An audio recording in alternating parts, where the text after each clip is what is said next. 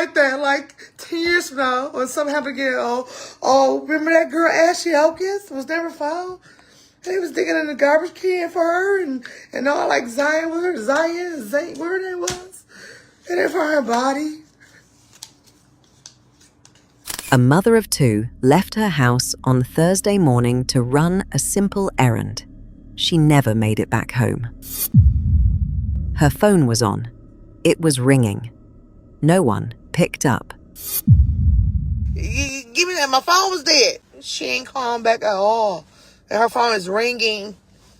Location off now. Y'all just keep trying to reach out to her, though.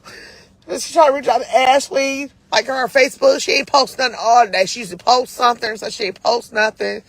She ain't answer no phone calls. Phone's been dead. Location off now. Phone ringing. She not answering. All I've been saying to her, she would have called back. She would have texted like, "Oh, I'm sorry, nothing." The last signal from her phone led investigators to one specific address, her ex-boyfriend's apartment in Roseville, Michigan. The man who had shown up at her door 2 days earlier under a fake name. The man she had been trying to get away from for months. The day he came to the house, he acted like he was a client, and he made an appointment with her. She was expecting that client. It was him. And they were in the house quiet. She told him to be quiet. He knocked on the front door and the side door, and then he left. And then here it is 2 days later, she's gone. When police finally searched that apartment, what they found was not the evidence of a missing person. It was the evidence of a crime scene.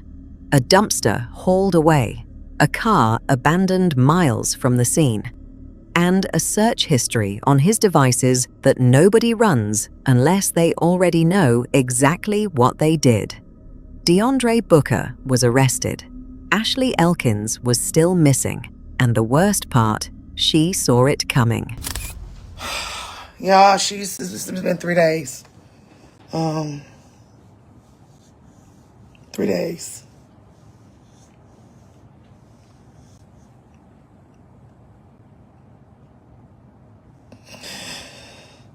And I just need help finding her.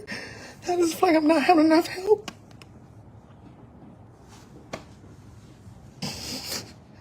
They just taking too long. It's been 3 days. They should have been on this a long time ago.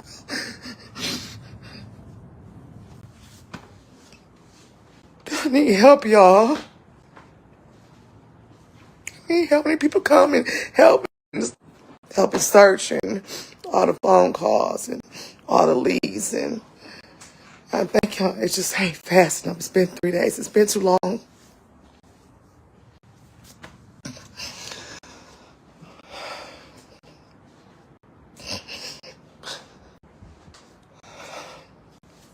It's been too long, y'all.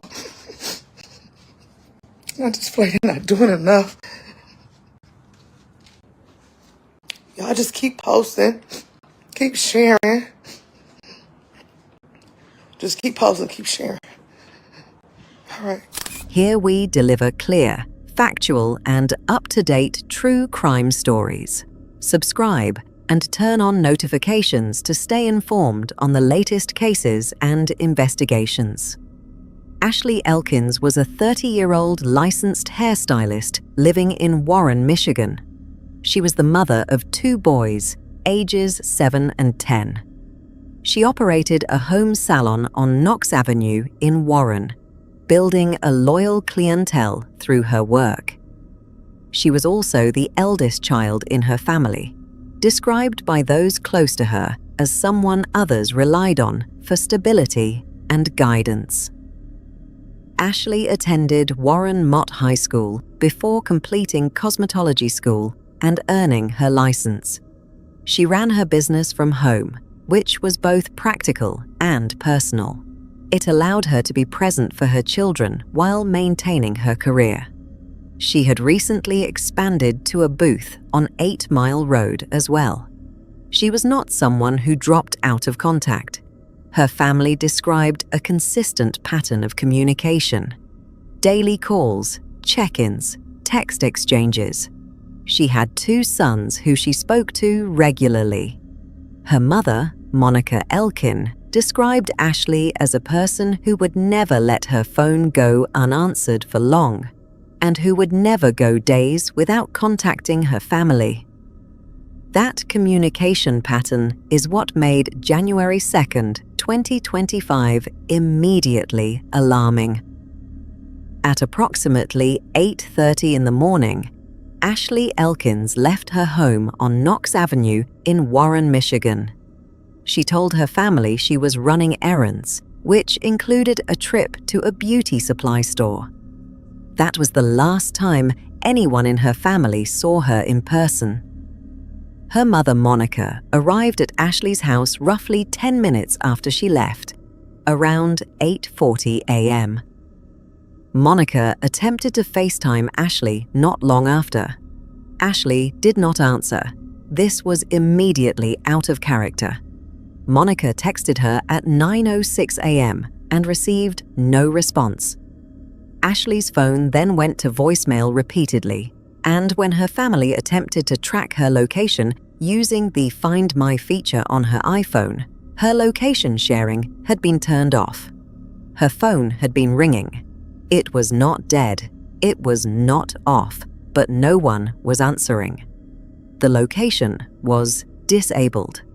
This combination of a live phone, no response, and disabled location sharing was the first concrete signal that something was wrong. The family used the last known ping from Ashley's phone before location was disabled. That ping placed her at an apartment complex in Roseville, Michigan. That apartment complex was the residence of her ex-boyfriend, 32-year-old DeAndre Booker. DeAndre Booker, 32 years old, lived in Roseville, Michigan.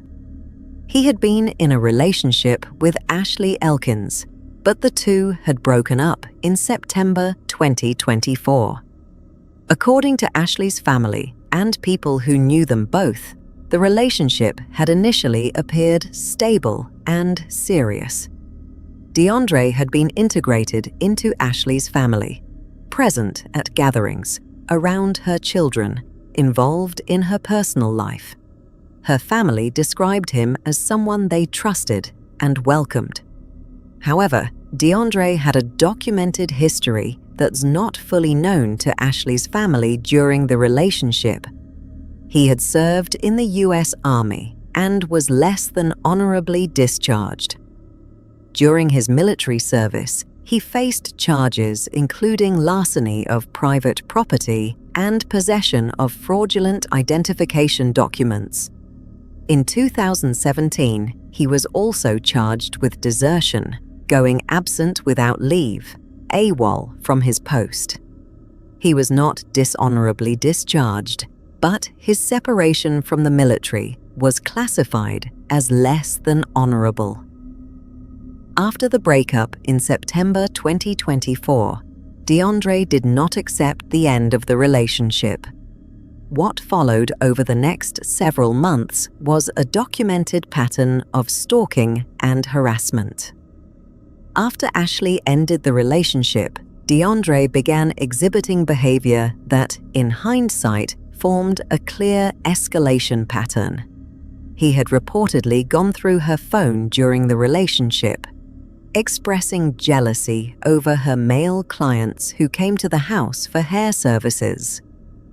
This possessiveness was one of the reasons Ashley had expanded to a booth on 8 Mile Road, to separate her professional life from the tension he created at her home. After the breakup, that tension did not stop.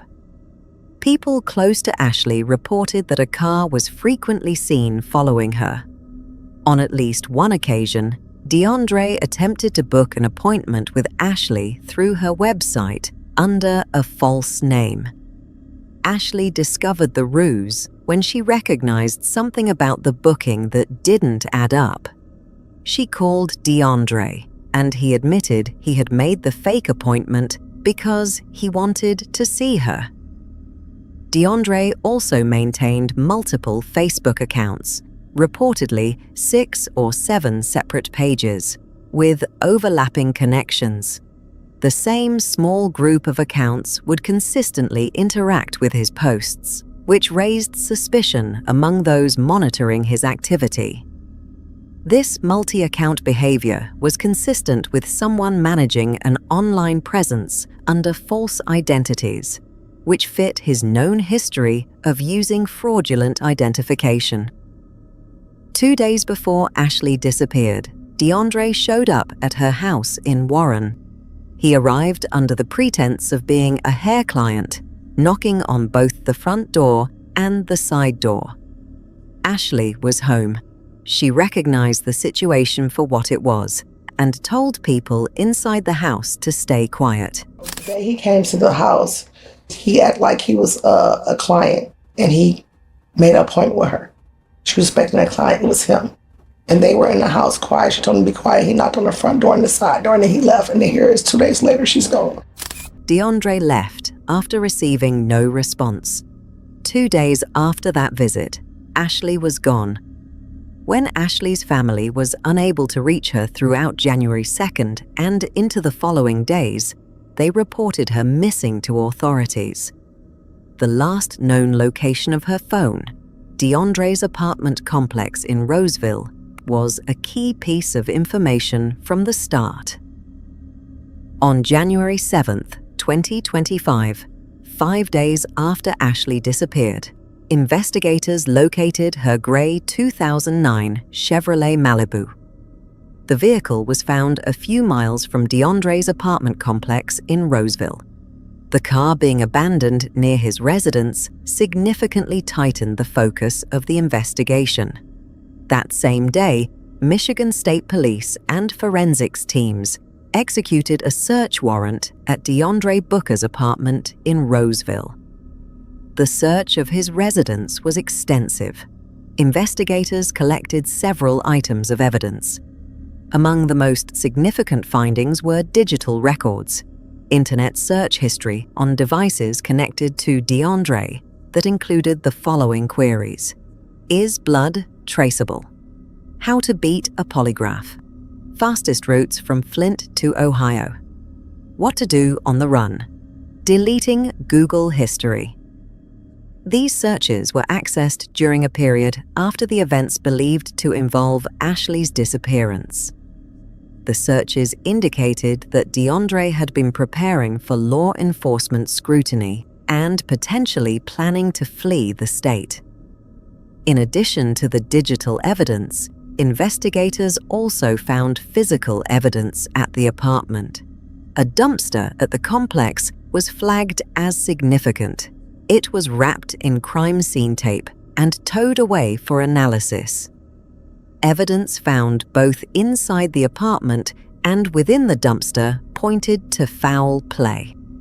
Law enforcement sources indicated this included what appeared to be blood evidence. After Ashley disappeared, DeAndre did not remain in Roseville. He traveled to Flint, Michigan. It was during this time in Flint that the internet searches described above were made, including searches for routes from Flint to Ohio and information on evading law enforcement. He was located in Flint by investigators and brought back to the Roseville area. Before his arrest, DeAndre was interviewed by detectives. During that interview, he made multiple statements to investigators that were directly contradicted by objective evidence, including video surveillance footage. He provided false accounts of his own location and gave a false account of how or why Ashley may have left his apartment complex. These misstatements formed the basis of the criminal charge filed against him. On January 8, 2025, DeAndre Booker was arrested and charged with lying to a peace officer in connection with a violent crime investigation. The charge carries a maximum sentence of 4 years under Michigan law. At his arraignment, the prosecution laid out the case for a high bond amount. The prosecutor argued several points. First, DeAndre had made material false statements to detectives about both his location and Ashley's. These statements could be directly disproven using video evidence.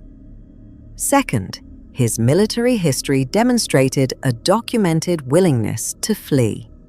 He had gone AWOL from the Army in 2017, and his conduct after Ashley's disappearance showed the same pattern, traveling to Flint and researching routes to Ohio.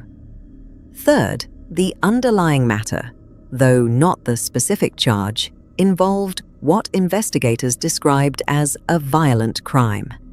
And if Ashley was still alive, the public risk of DeAndre remaining free was significant.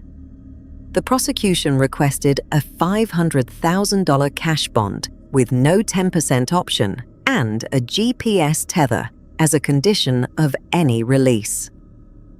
The judge set bond at $250,000 cash surety with a steel cuff GPS tether as a condition of release.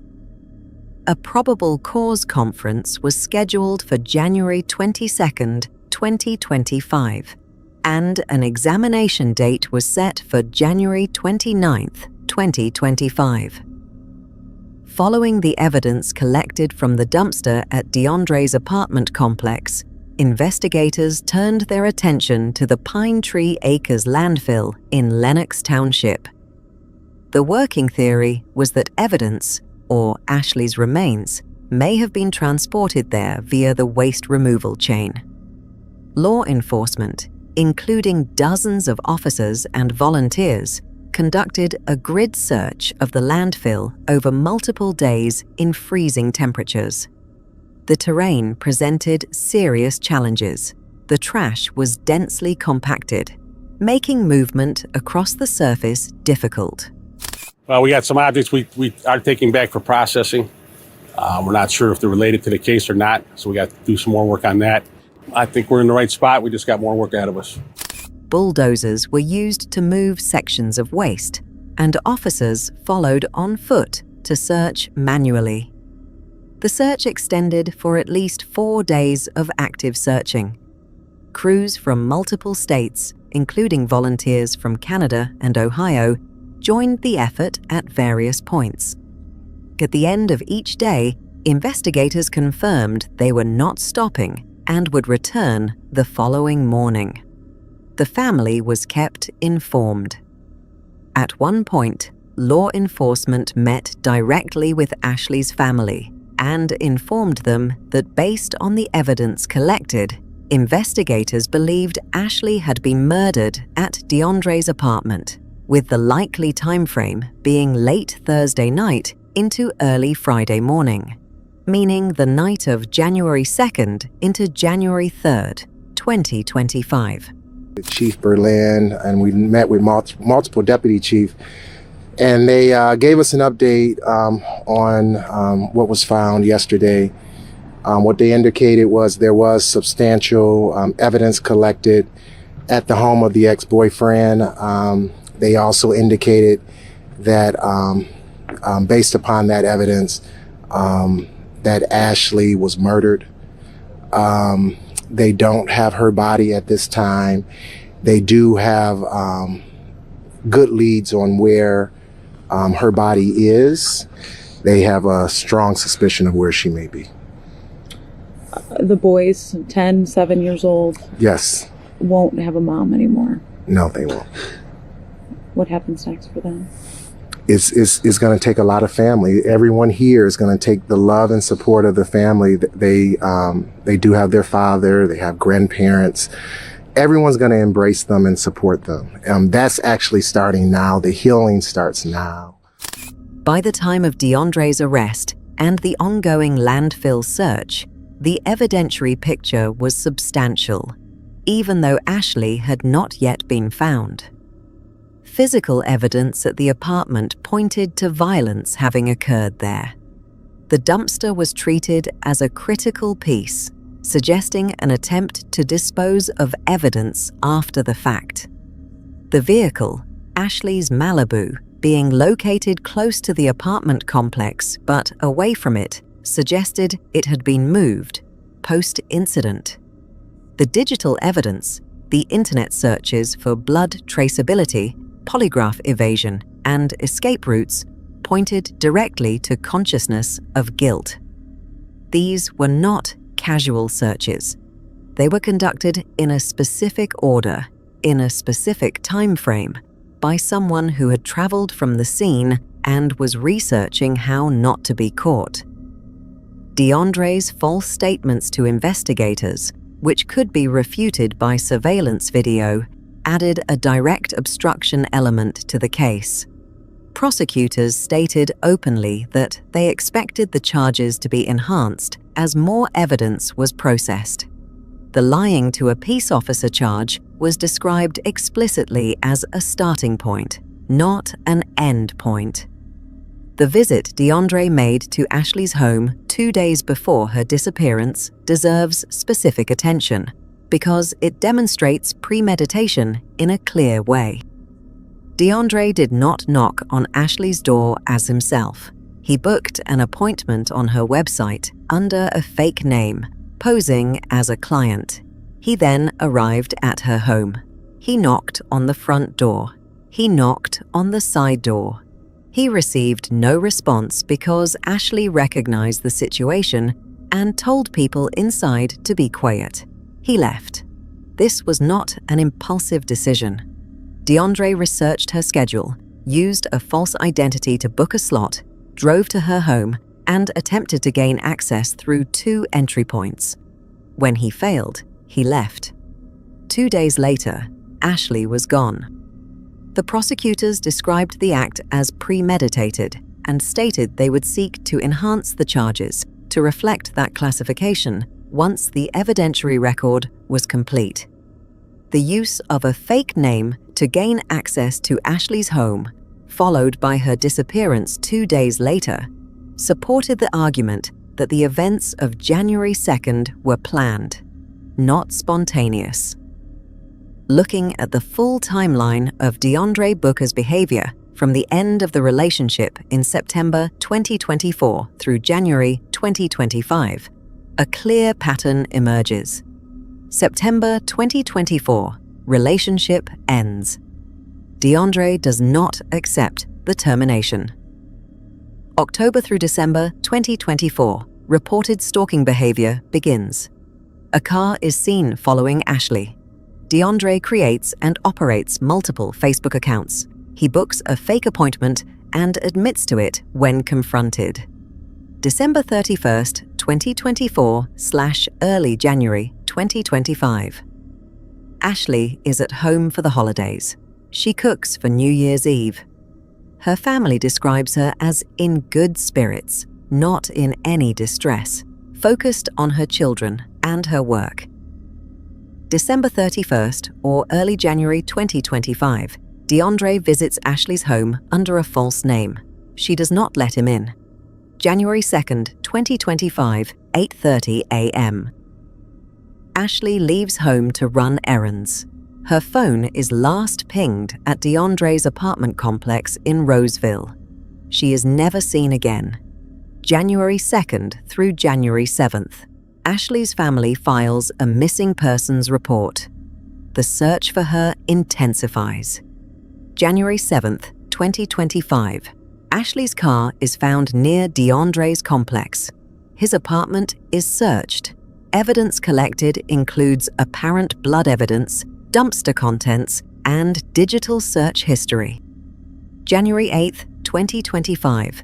DeAndre Booker is arrested for lying to a peace officer. January 8th onward. Landfill search continues. Forensic analysis of collected evidence is ongoing. Prosecutors state that enhanced charges are expected. At the time of the documented events in this case, Ashley Elkins had not been found. The landfill search had not produced her remains. Forensic results were still pending.